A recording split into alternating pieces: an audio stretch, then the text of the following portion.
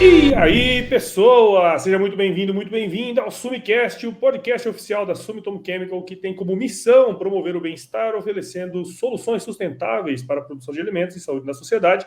E nesse episódio aqui, mais um dessa série super legal que a gente está fazendo sobre o El Niño, nós vamos falar sobre o manejo de doenças na soja, sobre a influência desse fenômeno aí que está pegando o Brasil esse ano. E para falar com a gente sobre isso, estou aqui com o Marcelo Madalosso, que é pesquisador e professor na Universidade Regional Integrada, e Gabriel Zeni, que é Zeni ou Zeni? Eu não Zene. perguntei antes, né? É Zeni, né? Zene. E Gabriel Zeni, que é gerente de desenvolvimento de mercado na Sumitomo Chemical. Pessoal, muito obrigado por estar aqui com a gente e sejam super bem-vindos ao Sumicast. Vamos começar aí, Madalosso. Conta um pouquinho para nós aí, cara. Como é que tá as coisas? Cara, bom, um cumprimento a todos aí que estão na escuta aí, estão nos brindando aí, o Paulo e o Gabriel. Cara, nós estamos entrando numa safra aí bastante emocionante, para nós dizer assim, bem comedidos, né? Porque começou aqui no Cerrado ali, a questão está muito seca, precisando muito replante. No sul já também não tem replante, não consegue plantar por causa da chuva. Então o troço inverteu do ano passado. E impressionante como as coisas elas se bagunçaram nesse meio do caminho aí. Por quê? Porque estamos perdendo timing de semeadura, estamos semeando mais tarde ou replantando. Isso aí nos joga para uma situação de doença bem mais complicada e nós vamos ter que trabalhar bem certinho aí com a questão dos produtos aí para essa questão ficar mais adequada, né? É isso aí. Vamos falar muito sobre isso nesse episódio, né? E aí, Gabriel, como é que estão as coisas? Tudo jóia, tudo bem, Paulo? Tudo bem, Madalosso? Espero que todos que estejam nos ouvindo aí também, está tudo certo. E é o que o Madalosso falou, eu tenho andado mais pelo Cerrado aí nas últimas semanas, e o cenário bem crítico, um cenário muito seco, altas temperaturas, replantio, né? Agricultores aí pensando se tiram a soja que está ali, que já sofreu, que não tem mais muita condição de alta produtividade, e planta algodão. Então, assim, um ano bem diferente dos outros, né? Com desafios aí, mas que a gente está aí para isso, né? A gente está aí para tentar, de alguma forma, ajudar os agricultores aí a terem sucesso, mesmo em anos difíceis, com as tecnologias que a gente tem disponíveis, né? É isso aí, muito bom. E antes da gente, eu sempre gosto de ouvir um pouquinho, né, sobre as pessoas que estão aqui com a gente, né, cara? E antes da gente falar propriamente dito desse tema, né, queria saber um pouquinho, brevemente, da história de vocês. Comece aí contando um pouquinho sobre você e sua história aí, Madalosso. Rapaz, olha, eu tô nesse negócio aí, mexendo com esses, tentando segurar a doença na soja aí desde 2005, dá para dizer aí. Entre mestrado e doutorado. Não, e Paulo, esse dia eu estava na sala de aula assim, comentando do surgimento da ferrugem asiática, que a gente estava com dificuldade de manejar em 2002. Né? Aí inventei de perguntar para uma aluna minha assim, o que vocês estavam fazendo lá em 2002? Ela me olhou e disse assim, eu estava nascendo. Parei de perguntar. É melhor Parei não, de né? perguntar. Não. Mas assim, estamos nesse trabalho aí de tentar proteger a cultura da soja aí, vai para quase 20 anos aí, né?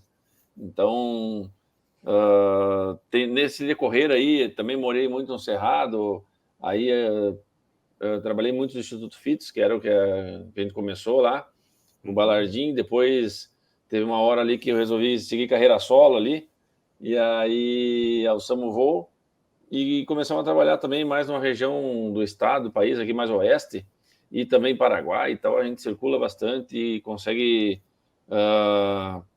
tentar ver informação o mais rápido possível, para tentar repassar o mais rápido possível, porque quem consegue repassar mais rápido consegue fazer com que o produtor tenha menos problema no campo, né? Tem muita coisa acontecendo em cima de milho, nós estamos com um problema de bacteriose muito grande aqui, e agora começando soja. O trigo já foi um problema no sul do país e Paraguai, porque não conseguiam colher direito, né? E o que foi colhido, uma condição de micotoxina muito complicada. Então, cara, cada vez que a gente estuda e passa por uma safra, tu vê que nenhuma safra é igual a outra, né? E cada vez que tu vai acumulando mais experiência, tu começa a ficar bom nesse negócio. Porque tudo é uma repetição, né? Apesar de não ser uma safra igual a outras, os problemas são muito parecidos. e a gente já sabe que quando a gente entra numa situação de doença um pouquinho mais avançada, a gente sabe que se a gente esperar um pouquinho mais para controlar, eu vou perder. Sim. Já tivemos exemplos disso daí. Então, em linhas gerais, foi mais ou menos nessa pegada aí a minha linha do tempo, vamos chamar assim. Legal. E é legal você falar isso, né? Porque o podcast tem uma coisa interessante, porque nós vamos discutir assuntos hoje aqui, nesse episódio, que, sei lá, não sei daqui quantos anos vai acontecer outro fenômeno como esse, e a gente já tem um pouco de base, né? Quem for procurar, vamos subir em 2033, né? E vão estar falando sobre isso aqui que nós vamos conversar hoje, né? Mas legal, é isso aí. Gabriel, conta um pouquinho aí também de você, cara, rapidão. Opa, obrigado, Paulo. Tenho uma experiência aí de 16, 17 anos no mercado, né? Atuei bastante tempo com proteção de cultivos no Cerrado brasileiro como um todo, desde aí do Norte, Nordeste, aí Maranhão, Tocantins, Piauí, Bahia, Pará, depois Mato Grosso, né? Nos últimos 4 anos eu estava trabalhando no segmento de sementes de soja, né? A nível Brasil. E agora eu estou completando, agora no início de dezembro, na próxima semana, 2 meses de Sumitomo. Estou como gerente de desenvolvimento de mercado para o Cerrado, né? Responsável pelo Mato Grosso, norte do Mato Grosso do Sul, Rondônia, e essa região do norte e nordeste aí, Mabapitobapá, né? Os estados aí. Cada ano entra uma sigla nova, né? Daqui a pouco já tem Acre e Roraima, temos que ver como é que vai encaixar nessas coisas. É isso aí. Muito bom. Legal, cara, muito bom. E baita safra desafiadora, hein? Há 2 meses e o negócio já tá pegando fogo, né, cara? Sim. Nossa, e aí que o Madaloso comentou, né? Esses cenários aí que nós estamos tendo, principalmente dentro do Mato Grosso, de podridão de grãos, né? Aí, junto com o cenário climático e todo o histórico aí que a região tem de manchas foliares, de ferrugem. Então, ou seja, cada ano um desafio diferente, um desafio novo, que nos obriga aí a estar cada vez mais próximo ali do campo para a gente entender essas necessidades e, junto com o apoio dos parceiros aí, de pesquisadores como o Madaloso, aí a gente formular a melhor recomendação para os nossos parceiros e clientes, né?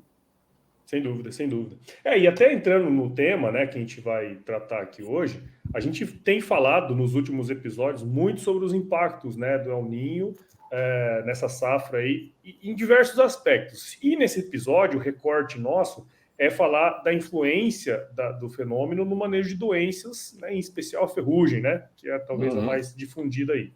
Mas antes de falar desse impacto, vocês já deram uma pequena introdução aí, né? Vocês estão rodando, você aqui mais no Cerrado, né? Madaloso, acho que o Madaloso fica um pouquinho mais no sul ali, né? Teria como vocês comentarem um pouquinho dessa situação que vocês estão vendo, né? Eu até comentava antes com o Gabriel aqui que eu nunca tinha visto o Mato Grosso desse jeito, fazia muitos anos que eu não vi o Mato Grosso do jeito que está hoje. Qual que é o impacto que vocês estão vendo até o momento nas principais regiões produtoras aí do Brasil? Se quiser começar, Madaloso. Vai lá, Madaloso. Vamos deixar para mim. Vou fazer um cruzamento, né? Cruzamento na área aqui, ó. Viu?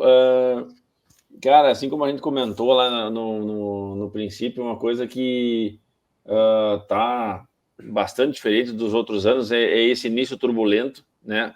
Mas é muito turbulento.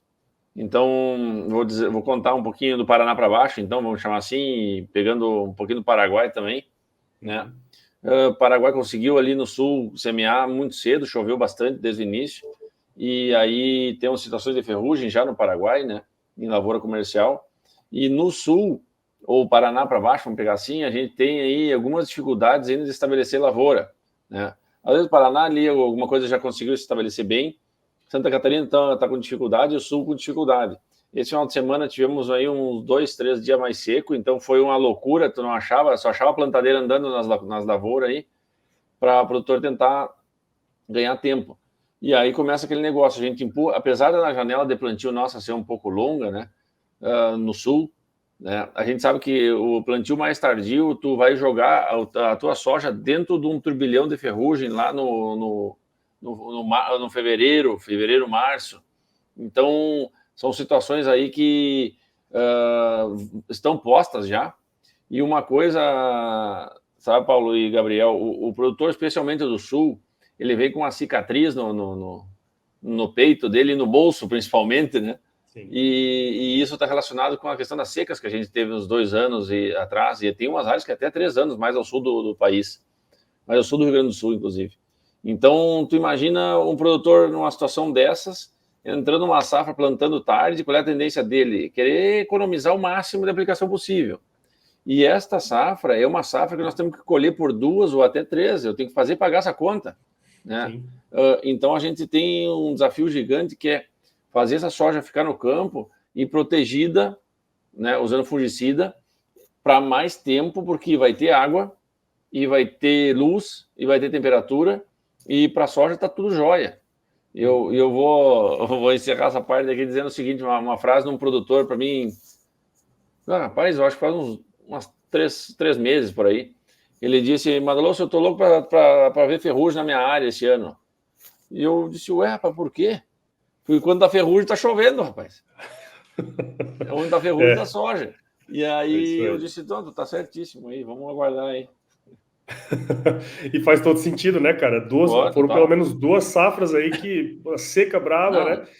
Não tem chuva, não tem ferrugem, não tem soja também. Então, para ferrugem tem fungicida, né?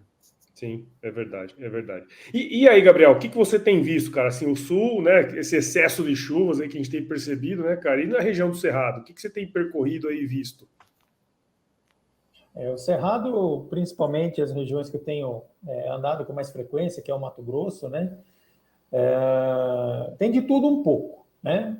Até algumas 2 semanas atrás, uma semana para trás, aí a gente estava visitando algumas regiões aí na região do Parecis, ali, Sapezal, Campo Novo do Parecis, depois BR, o meu eixo todo da BR-163, ali desde Nova Mutum até Sinop, né? Uhum. E nós vimos soja boa, nós vimos soja morrendo, nós vimos soja que já não tinha mais o que fazer, agricultor passando grade, passando correntão. Não sei se vocês viram uns vídeos que circularam aí nas redes sociais, né? Realmente era verdade, né? Então, assim, depende do sistema de produção do agricultor. Sistema de produção soja, milho, né? O que ele está fazendo? A soja que não está boa, e ele está ali tomando uma decisão agora de replantar, né? Deixar um pouquinho mais tarde a janela de semeadura do milho, né? E talvez fazer o milho com uma menor tecnologia na segunda safra, mas investir na soja, né? Até pelo como é que está hoje a condição de mercado aí das 2 commodities, né? O agricultor que é sistema soja-algodão, né? A soja que já está com potencial aí de produção baixo, né? Ele está deixando essa soja, deixando no bom sentido, né? Ou ele está gradeando, ou ele está dessecando ela e vai fazer uma implementação de um algodão safra, tá? Até meados de dezembro aí, 15 de dezembro, plantando esse algodão, né? Então, uma parte desse algodão que entraria ali em janeiro, ele vai ter um aumento de área com esse algodão safra agora, dentro das agricultores que têm esse sistema de cultivo, né? De forma geral, já tem alguns levantamentos que apontam aí 15, 20, em alguns casos até 30% de perda no potencial produtivo de algumas lavouras de soja, né? Principalmente pela falta de chuva e essas altas temperaturas que nós tivemos, né? E nessas rodadas que nós fizemos aí, nós vimos soja em R5.2, R5.3, que vai ter uma colheita agora aí dentro de dezembro ainda, né? E soja plantadeira rodando. Tava num deslocamento ali entre Campo Novo do Parecis e Nova Mutum, né? E tinha até um colega nosso aí, tinha comentado, né, que passou por ali e viu umas plantadeiras, né? E aí tava andando assim na rodovia, um poeirão lá na frente, né? Eu falei, caramba, o que é essa poeira, né? E daqui a pouco, chegando mais perto ali, uma plantadeira de 30 e tantas linhas, 40 e tantas linhas ali, plantando soja, né? Então, assim, isso que o Madaloso falou, nós vamos ter um cenário ali, a hora que em um momento essa chuva vai estabilizar, né? Nós vamos ter um cenário de soja vegetativa, no estágio vegetativo, soja colhendo. Então, ou seja, pensando na ferrugem, né, que talvez é um dos principais temas nossos aqui, com essa fonte de inóculo que começa a se criar, principalmente na região sul do país, né? A gente tem que ter um cuidado muito redobrado, né? Porque nós vamos ter muita soja em fases diferentes, ciclos diferentes, e aí é o ambiente totalmente favorável, né, para a doença, né? Não só para a doença, mas tudo, né? Vai ser uma dinâmica muito, muito grande aí, quando a gente fala de, por exemplo, percevejo, mosca branca, né? Pragas migrantes aí dependendo do ciclo da cultura, mas com foco em ferrugem. A expectativa é que seja um ambiente bem crítico. Sim. Madalô, você ia comentar alguma coisa? Deixa eu atravessar aqui no protocolo. Não, tá tudo certo. Olha só que interessante isso que o Gabriel comentou, porque a gente vem numa situação, e outros anos de novo, já se repetiram, quando tem esse cenário que o produtor não vê potencial nessa soja de início, isso em qualquer lugar do planeta, ele acaba tirando o investimento, né? Ou seja, ele não vai fazer fungicida, não vai fazer inseticida, não vai fazer nada, porque a soja está feia ou não vai ter potencial. Talvez ele não desseque, não roça, não faça nada, e acontece o seguinte, essa primeira soja acaba sendo um trampolim de doença para toda a outra safra. Então, tu imagina uma ferrugem que vem aí, que precisa de uma planta já estabelecida, no reprodutivo, e sem proteção. Ele vai ter, porque o produtor geralmente deve ter tirado o pé em cima disso daí, e aí virou uma bola de neve, né? uma ponte verde de inóculo. Porque daí prejudica a próxima, né, Madalô? Esse é um ponto interessante, né, cara? Porque dentro desse sistema aí, isso pode acontecer, né? O que você ia comentar alguma coisa, Gabriel? Só pegando o gancho aí também do que o Madalô falou, Paulo. Nessa visita que nós fizemos uma rodada de visitas aí nas últimas semanas, talvez nós visitamos aí entre 20 e 30 agricultores, né? Junto com uma instituição de pesquisa e consultoria da região aí do Mato Grosso, que é a Proteplan, né? E foi o principal questionamento dos agricultores era isso que o Madaloso falou. Poxa, mas agora eu aplico ou não aplico, né? Faço a aplicação que está programada ou eu deixo ela, faço para frente. E a gente tem que ter isso que o Madaloso falou, muito cuidado, né? Porque cada escolha que você faz é uma renúncia, né?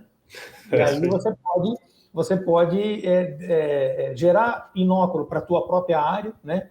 Quando a gente fala nesse cenário atual, a gente não está pensando só na ferrugem, mas em outras doenças, né, que podem depois ser inóculo para uma cultura do algodão, por exemplo, no caso de doenças necrotróficas, mancha-alvo, por exemplo, que fica mais inóculo nessa área para o próximo ano, como vocês comentaram.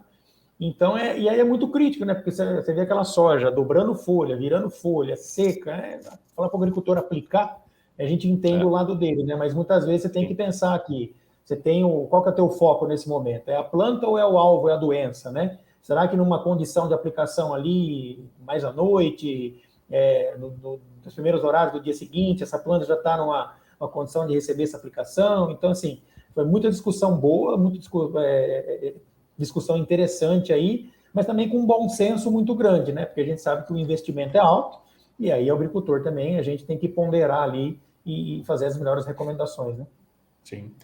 Assim, pelo que vocês comentaram, a gente tem um cenário bem complexo no sentido assim, no sul, né, bastante umidade e tudo mais, fontes de inóculo que pode acontecer em fases diferentes aqui, mais para a região do Cerrado, né? Tem gente plantando agora e teve gente que plantou 1 mês, 2 meses atrás, né? Como que, na visão de vocês, pensando em tudo isso aí, que vocês comentaram, como que esse fenômeno ele pode impactar na ocorrência, e em especial na intensidade dessas doenças aí nessa safra? O que vocês têm em vista, assim?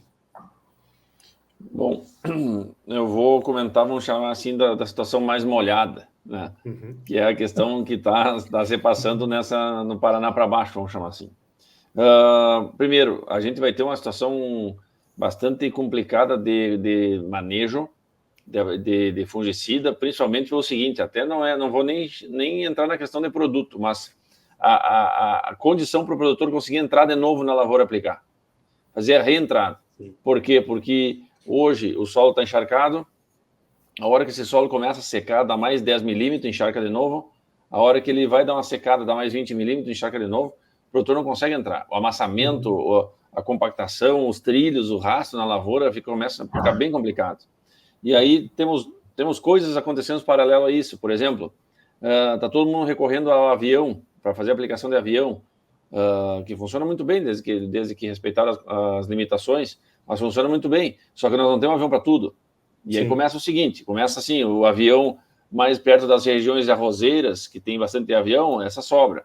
O resto do estado, ou para cima também, não tem avião. Então começa uma dificuldade de seguir protegendo a lavoura. Por isso eu tenho comentado, isso serve para o pessoal do molhado e do seco, como a gente estava dizendo. né? Nós tivemos... Bom, quer falar em período de estresse hídrico, fala com o gaúcho, né? Esse aí sabe tudo, né? Porque é calejado, é falquejado no meio do estresse hídrico. E isso que o Gabriel comentou aí, já fiz muitos ensaios. A aplicação noturna é um espetáculo para a soja não estresse, né? Vou dizer o que aconteceu, um dos principais pesadelos, e isso vai acontecer no Cerrado, porque, como eu disse o Gabriel, isso vai normalizar a questão das chuvas. Então, o que aconteceu nos 2 anos que passaram, tá? E isso é cíclico, veio outros anos também. O produtor estabelece a soja, e essa soja vem num estresse normal, né? Normal pela questão de falta d'água, excesso de temperatura e tudo mais. Tendência do produtor, tirar as aplicações, não fazer, né? Aí o que vai acontecer? Chega no final do ciclo, e aconteceram 2 anos aqui no Sul, hein? Nos 2 últimos anos. Chega no final do ciclo e começa a chover. O que vai acontecer? Essa doença que estava incubada, porque a doença não sumiu, ela não desapareceu, ela está no solo, na palhada, na semente, nas folhas do bacheiro, ela só não evoluiu àquela velocidade que a gente conhece, porque está seco. Estou falando aí já lá de cima, né? Sim. Então, o que acontece? Na hora que começa a chover no final do ciclo, essa doença vem e faz assim, ó.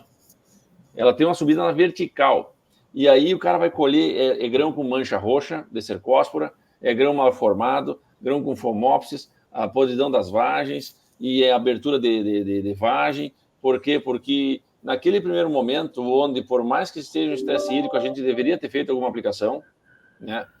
Porque uma coisa é fundamental. A planta no vegetativo, ela consegue receber a tua aplicação em qualquer situação, molhado ou seco, e consegue proteger mais essa folha para frente, com risco mínimo de fitotoxicidade.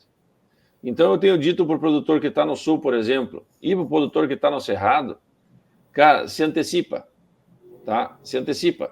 Faz uma aplicação e, Madalossi, quando é que eu vou fazer a próxima? Nós vamos ver quando é que nós vamos fazer a próxima.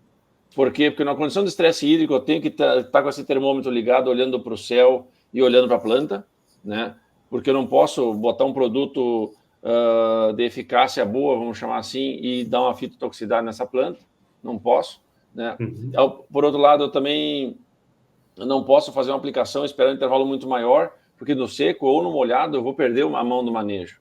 Então, para o pessoal que está no seco, né, faz essa primeira aplicação, né, e acompanha como é que vai o desempenho. Não abandone a lavoura, não abandone. Nós já tivemos... Conversa com o gaúcho, aí tu vai ver o que acontece no final da safra, quando começa a chover. Sim. Aí é só grão roxo, cara. É complicado. E aí, Gabriel, o que você tem visto também, cara? Vai bem na linha do que o Madalossi comentou, Paulo, e assim, quando a gente olha para o grupo de doenças, vamos dizer assim, as manchas, né, os fungos necrotróficos aí, que ficam em resto de cultura, palhada, tudo mais, a gente vê lesões iniciais já aparecendo, né? Porém, é o que o Madalossi comentou, o triângulo da doença, ele não está 100% estabelecido, né?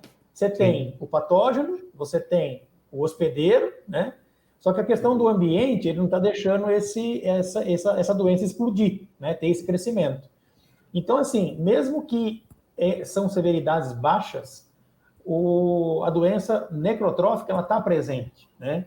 Então, por isso que a gente tem recomendado que o agricultor, ele não pule as aplicações, né? Ele faça as aplicações, isso como a Madalossi comentou. Talvez esse momento mais seco, esse ambiente mais sem chuva que a gente tem tão frequente, talvez você pode aproveitar um pouco mais do seu residual de fungicidas, né? Talvez não é aquela loucura do cara fazer aplicações de 10, 12 dias, aí, como talvez em alguns casos acontece, ele pode jogar ali para 14, 16 dias, gerenciar melhor esse residual dele, né?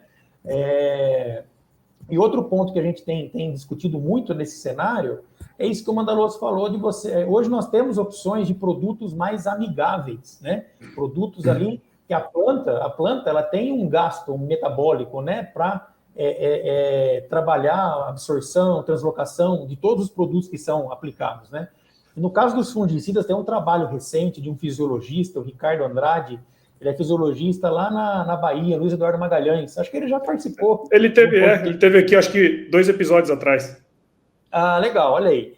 E ele fez um trabalho muito bacana, onde o nosso produto, à base de imprifluxan e tebuconazol, é um produto que ele fez aplicação, né? E todos os trabalhos dele, ele até brinca, né? Que ele costuma fazer os trabalhos em ambiente crítico, e com foco nas condições da Bahia, né? Solos arenosos, né? Temperaturas altas, né? Fotoperíodo muito grande ali, que são características da região, né? E a aplicação do Hiperfluxan com tebuconazol aí, com a nossa ferramenta, né? Após a aplicação, ele fez a ferição da temperatura da planta, temperatura das folhas da planta. E a menor temperatura, comparada a outros fungicidas do mercado, né? Foi dessa mistura, né? Do Scalamax. Então, ou seja, você tem que procurar as opções, né? O que o Mandaloso comentou. Aplicações em horário que a planta esteja fisiologicamente ativa para receber essa aplicação, produtos que vão demandar menos gasto energético da planta, porque ela já tem um estresse muito grande no dia a dia dela ali, né? Naquela temperatura alta, com pouca chuva, pouca umidade, né? Então, essa construção aí, ela vai permitir com que você deixe o inóculo baixo, né? Você tenha uma boa relação ali energética para a planta e que você não tenha esse problema depois de, não vou fazer agora, né? Vou deixar aqui sem aplicação.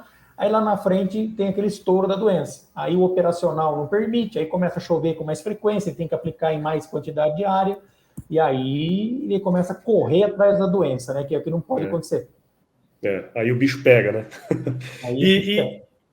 E deixa eu falar uma coisa, a gente estava falando assim, bom, acho que ficou bem claro, né, que temos aí riscos inerentes, né, a toda essa condição que a gente está vivendo nas diferentes regiões do país, e a gente fala há muitas safras, né, o Mandaloso comentou aí desde 2002, né, que surgiu lá a ferrugem e tudo mais, seus impactos, a gente sabe que é um problema, mas acho que é sempre bom a gente lembrar, né, tendo em vista toda essa dinâmica aí que a gente está falando do clima e tudo mais, essa safra, qual que é o tamanho do dano, né? Pensando em tudo que a gente comentou, o que isso pode causar de dano, tendo em vista que poderemos ter uma ameaça aí de alta pressão de doença na safra e tudo mais. O que vocês têm para trazer para a gente aí? Qual que é o potencial do dano que isso pode ocasionar, né?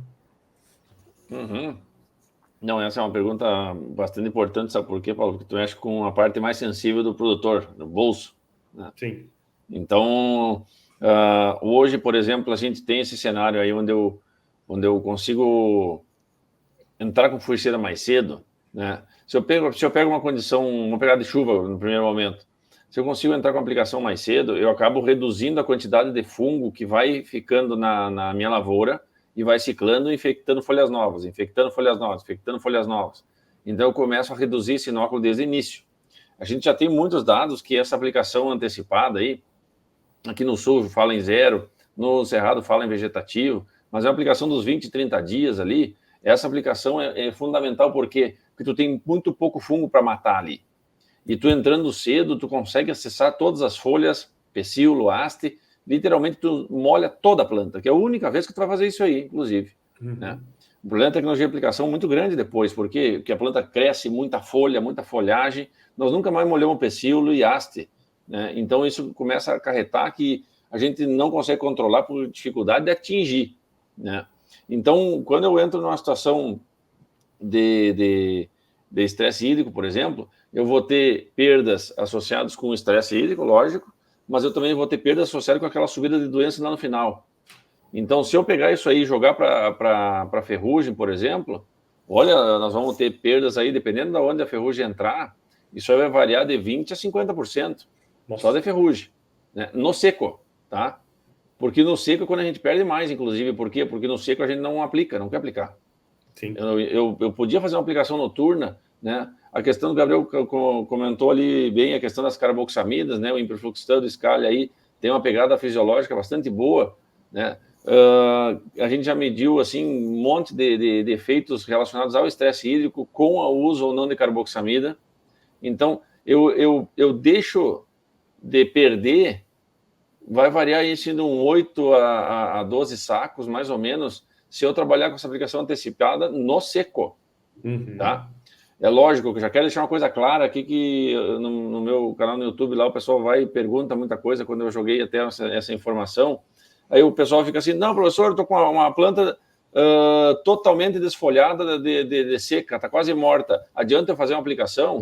Não, aí até eu que sou meio besta não sei que não precisa. Pois então eu costumo dizer assim, ó, a aplicação de fungicida ela é preventiva ao estresse, tá? Tu tem que botar essa carboxamida antes do estresse arrochar.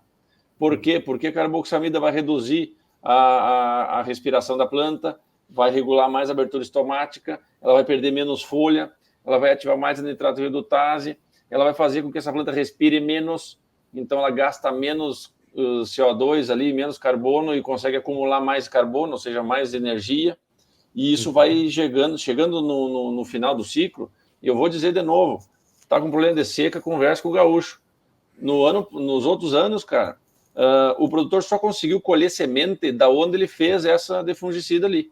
Aonde ele meio abandonou, e a gente vai escutar essa frase assim, a soja se encurtou o ciclo, ou a soja se antecipou. Na verdade, a doença morreu no final. Então, isso nós estamos falando só rapidamente de uma questão de estresse hídrico. Se eu volto para o sul, numa condição de ferrugem do Paraguai já acontecendo, nós atrasando o plantio aqui, essa perda, rapaz, ela vai bater no ponteiro dos 90% de perda, de dano, de dinheiro que o cara botou 100 pila e vai tirar só 10 pila no final da safra. Então, isso é de novo, passamos 2 anos aqui para o sul falando, né? Passamos 2 anos de seca, torcendo para que chovesse. Agora que chove, nós vamos deixar a planta desamparada? Não dá. Então, essa entrada do fungicida, ela arremata todos esses pontos ainda. Sim, faz todo sentido, né? E no fim do dia é isso, né? Essa perda de produtividade de 20% a 50% vai, obviamente, impactar na última linha lá do financeiro, né? Que é o que justamente a gente não quer que aconteça, né? E falando só de ferrugem, se eu botar mancha no meio, esse negócio sobe mais uns 30% para cima ainda, somando, né? Sim, sem dúvida. E a podridão também, né, Manolos? Que tem também causado inúmeros danos aí, né? Isso. A hora que ele não faz uma aplicação, ele está abrindo mão de tudo, né? Não só de da doença A, B ou C, né? Só queria fazer um comentário aqui, Paulo, se você me permite. Claro. Eu vou falar assim, ó, o Cerrado como um todo, e talvez mais aí o Mato Grosso e algumas das regiões aí, Norte, Nordeste, acho que o último ano forte de ferrugem aí, cara, foi na 2012, né? 2012, 2013, então, com 10 anos, né? Se for puxar na memória aí, pelo que eu lembro, foi isso. É isso aí. E assim, o que ajudou o agricultor a não ter uma incidência tão forte de ferrugem? Né? Para mim, foram três fatores, né? O primeiro, lógico, as ferramentas cada vez mais novas em tecnologia de fungicidas, como o Mandaloso comentou, né? As misturas, carboxamidas, né? Produtos aí com alta eficácia. Janela de semeadura mais cedo, né? Cada vez vem antecipando mais, plantando mais rápido, né? E a outra questão foram as variedades, né? As variedades de soja, elas tiveram, para o Cerrado, principalmente, um encurtamento de grupo de maturação, né? Desse tipo de maturação, né? Sim. Então, isso fez com que a ferrugem, ela não fosse, talvez, a principal doença em ocorrência, mas que ela continua sendo uma das principais doenças em dano, né? Isso como a Mandaloso falou, ela sai de 0 para 90% no estalar de dedo. Então, e aí se a gente for olhar os anos, o que aconteceu nesse ano aí, que foi um ano muito forte de ferrugem, né? 2012, aí 2013. Foi muita chuva, eu lembro que estava chovendo, o agricultor não conseguia entrar, não conseguia aplicar, ou ele aplicava, chovia em cima. E outros anos que também tiveram esses estouros de ferrugem, foram esses anos de atraso de plantio, ou plantio muito escalonado, né? E ambiente seco, no início. Que aí o que o Mandaloso falou, o agricultor ele falou, não vou aplicar porque está seco. Aqui não vou aplicar porque está... E assim, a gente tem que entender que às vezes está seco para a planta, mas não está seco a umidade que o fungo precisa para o desenvolvimento do ciclo dele, está no ambiente. Ela está naquele pouco de orvalho que tem à noite, né? Naquela umidade que cai, que aumenta, na verdade, aumenta a umidade, cai a temperatura. Então, o patógeno está ali. Aí a hora que fecha o triângulo, que eu volto na questão do triângulo, a hora que ele fica favorável nas 3 pontas aí a gente tem que atuar, né? E aí já foi, né? Aí tem que correr atrás de novo. Bom, interessante, pessoal, porque assim, óbvio, né, a gente está falando de um cenário, né, que a gente está vendo acontecer no momento, né, toda essa complexidade. Óbvio que a gente, né, está aqui falando dos problemas, o que pode vir a acontecer, né, como a gente pode agir desse processo, mas eu queria agora trazer também um pouco da visão de vocês, no sentido assim, quais são, para a gente finalizar, né, aqui, quais são as melhores práticas que o produtor pode adotar para que essas perdas produtivas e, obviamente, econômicas, né, consequentemente, elas sejam, assim, vamos dizer assim, elas sejam minimizadas em anos desafiadores, como estão acontecendo assim. O que vocês podem trazer para a gente finalizar aqui, né? Eu, pelo menos dar um alento aí para a turma. Não, joia. Bom, primeiro, para finalizar, agradeço demais o convite aí de todos. Acredito que hoje, né, tanto para esse cenário mais seco ou mais úmido, né, cada vez, eu estou há alguns anos nessa jogada de manejo de fungicida, cada vez que a gente inicia cedo, eu não me arrependo no final. Né? Uhum. Tenho certeza que todo produtor que está escutando nós já passou uma vez a frase na cabeça dele, sim, olhando para a soja dele com o potencial e a ferrugem, ou qualquer doença perdendo o controle. Ele pensa assim, cara, eu podia ter entrado mais cedo, né? Ou deveria ter entrado mais cedo. E aí eu vou ser bem direto, assim, hoje eu digo para a moçada, assim, numa frase só, manejo de doenças é que nem jogo de truco, tá? Quem já jogou truco sabe. Como é que é jogo de truco? Cara, tu garante o início, depois fica tranquilo, entendeu? É assim que funciona o jogo de truco. E na doença também é a mesma coisa. Ah, professor, tá seco, o que eu faço? Aplica de noite. O Rafael fez um gancho espetacular aí com a questão que o estresse ele está na planta, não no patógeno.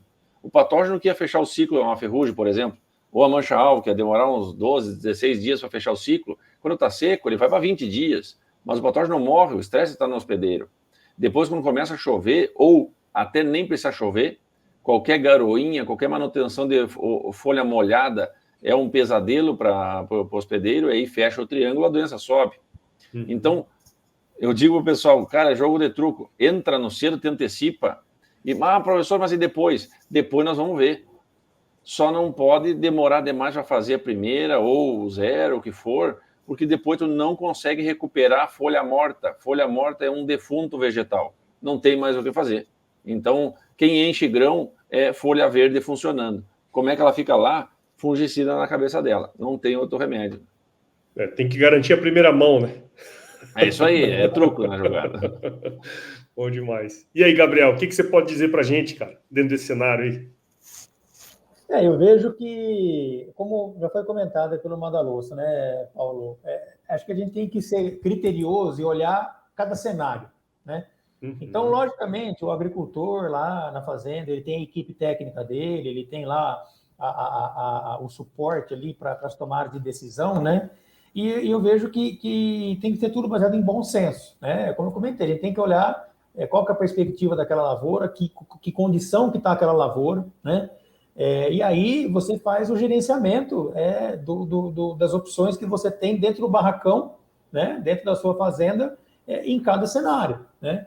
O que eu vejo que não pode acontecer é isso que o Madaloso falou. O agricultor tem a ferramenta, tem a solução dentro de casa, e aí ele não usa, e a hora que ele vai lá na lavoura, ele fala, puxa, eu poderia ter feito, mas ele estava lá, por que não fez, né?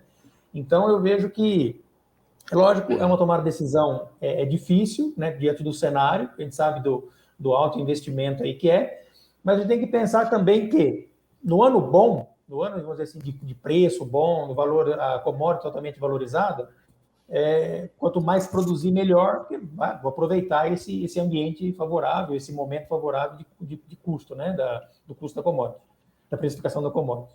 Em ano que não está tão bom, né, o que ele tem que fazer? Tem que produzir, ele buscar produzir. Quanto mais ele produzir, melhor vai ser também, né? Então, ele entende que tem que fazer isso, tem que dar uma gerenciada ali, entender cenário a cenário, e aí, para isso, nós, a Sumitomo, nossa equipe, os técnicos, equipe de vendas, equipe que dá um suporte no dia a dia, está ali para ajudar nessa tomada de decisão.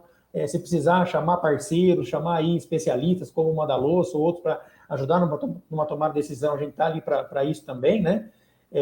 Para que ele possa fazer o manejo bem feito e colher bons frutos aí, né? Colher boas produtividades. Um ponto que eu gostaria de deixar claro, que é o que já foi comentado, né? Eu estava até olhando aqui, a gente já tem hoje, na data de hoje, 10 ocorrências de ferrugem. Olha aí, ó. 10 ocorrências de ferrugem no site do consórcio, né? Da Embrapa. Isso aí. Né? Isso aí. Lógico, estão mais distribuídas aí no Paraná, Rio Grande do Sul, São Paulo, mas, ou seja, o inóculo está aí e as correntes de vento vão jogar isso para cima e vai subindo aos poucos, né? Então, doença a gente vai ter, né? Agora a gente tem que lançar mão das ferramentas no momento correto, né? Para que elas causem o menor impacto possível. É isso aí. Todo cuidado é pouco, né? As informações estão aí, né? Tudo que a gente comentou, acho que são aspectos super importantes aí que o pessoal tem que levar em consideração. Óbvio que cada caso é um caso, né, pessoal? A gente está falando bem de maneira geral, mas assim, a gente entende que essa é uma questão muito importante. E eu já queria agradecer de bate-pronto aqui a participação de vocês aqui no Sumicast. Tenho certeza que quem está do outro lado entendeu muito bem o que pode vir por aí, né? E eu acho que fica aí a atenção, né, dos produtores, dos técnicos que vão estar rodando aí os campos e, obviamente, eles entenderam muito mais aí como que o manejo de doenças sob influência aí do fenômeno El Niño pode acontecer, né? Então, muito obrigado. Parabéns aí pelo trabalho de vocês, viu, Gabriel, Madaloso, por tudo que vocês têm feito aí. Vamos para cima, né? Obrigado, viu? Joia, obrigadão aí a todos e que precisar, estamos juntos aí. Vamos para dentro da safra. É isso aí. Boa, obrigado, Paulo, obrigado, Madaloso aí. Acho que foi muito boa a discussão, muito bacana. Agradeço aos ouvintes aí também e desejo a todos aí uma ótima safra, que a gente passe por esse cenário difícil aí e que no final a gente tenha aí boas produtividades e um encerramento de safra aí muito positivo para todos. É isso aí, muito bom. E conta aí pra gente, ô Madaloso, Madaloso e Gabriel, né? Para quem quiser seguir o trabalho de vocês, onde que a gente pode encontrar? Joia. Eu trabalho bastante nessa divulgação e tento encurtar o máximo desse abismo aí entre a pesquisa e o consumo da informação no campo. Então, tem muita coisa no meu canal no YouTube lá, pode botar Madaloso Pesquisas lá que vai encontrar. Instagram também, a gente abastece muito aquilo ali, Facebook, então pode seguir lá que não vai te arrepender. Perfeito. E você, Gabriel? Rapaz, eu vou ser sincero para você, eu não tenho uma rede social tão ativa aí como o Madaloso, com canal do YouTube, com outras coisas, mas normalmente ali no meu LinkedIn, Gabriel Zene, a gente coloca um pouquinho ali das situações, dos cenários que a gente está vendo, coloca um pouco das visitas que a gente tem feito aí. Então, no LinkedIn, principalmente, Gabriel Zene, dá para acompanhar um pouco lá. É um ponto de atenção para mim aí que eu tenho que postar um pouco mais aí, porque a gente tem bastante interação, né? E aquele negócio, a dúvida de um pode ser a dúvida do outro, né? E aí, essa rede social ajuda aí a compartilhar isso. É muito bacana o trabalho que o Madaloso faz aí. Mas, quem sabe um dia, Madaloso, eu abrir um canal do YouTube, aí eu começo a colocar umas coisas lá também. Pronto, fechou. Aí. Gabriel, não seja um ermitão digital, por favor. É isso aí. Tem que mostrar, eu falo para a turma sempre, ó, a turma tá rodando o campo, tá vendo coisa importante. Às vezes a gente fica naquela de guardar, não digo nem que é guardar, mas às vezes é aquela vergonha, talvez, né, de colocar. Não tem um hábito, né, cara? E eu acho que isso é uma coisa super importante, porque todos nós podemos influenciar ali a turma que está perto da gente, né? De maneira positiva, obviamente, cara. Então, muito bom, isso aí. Vamos todos apoiá-lo, né, Madaloso? É isso aí, já tá botando like lá. Pronto. Boa, vou marcar você da postagem que eu fizer, vocês ajudam. Pronto, fechou. Muito bom. E para você que ouviu esse episódio até agora, eu tenho certeza que você viu valor em tudo que a gente comentou por aqui, o que o Madaloso trouxe, o que o Gabriel trouxe. Então, tenho certeza que você gostou. Então, considere compartilhar esse episódio aqui com alguém que vai se beneficiar desse conteúdo. O podcast ele cresce na medida em que você participa junto com a gente dentro desse processo. Então, siga o Sumicast em seu agregador de podcast favorito e acompanhe também os episódios no Agro Resenha Podcast. Siga a Sumitomo Chemical nas redes sociais, basta procurar lá por @Sumitomo Chemical Brasil no Instagram, Facebook, LinkedIn e YouTube e visite o site da Sumitomo Chemical, o www.sumitomochemical.com. Pessoal, muito bom. Eu sempre finalizo meus episódios aqui com uma frase de muita sabedoria, que é o seguinte, viu? E tem a ver um pouco com o que a gente está falando aqui. Se chover, não precisa molhar a horta, não. Tá bom? É por aí. Vamos pra cima.